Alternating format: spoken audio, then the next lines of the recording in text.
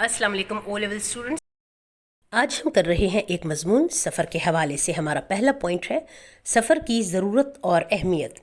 سفر کو وسیلہ ظفر بھی کہا جاتا ہے، اس لیے کہ سفر کرنے سے انسان کو بہت سی معلومات حاصل ہوتی ہیں جو انسان کے علم میں اضافے کا باعث بن جاتی ہیں، اور اس کے ذریعے انسان کی فہم و فراست میں بھی اضافہ ہوتا ہے۔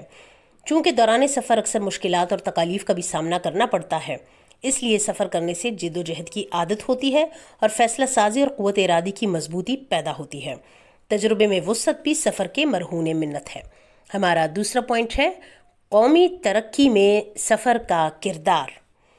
انسان جب سفر کرتے ہوئے دوسرے شہروں اور جدید دنیا میں، خاص طور پر دوسرے ممالک کے سفر پر جاتا ہے تو ان جگہوں کی تہذیب اور ثقافت کو دیکھتا ہے، وہاں لوگوں کی زندگی کے مختلف شعبوں میں ترقی کا مشاہدہ کرتا ہے، اور پھر واپس آ کر اپنے ملک میں بھی انہی اصولوں کو لاگو کرنے کی کوشش کرتا ہے۔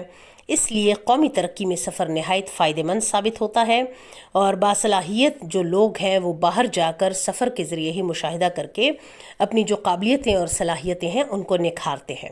ہمارا تیسرا پوائنٹ ہے سفر تہذیبوں سے شناسائی کا ذریعہ۔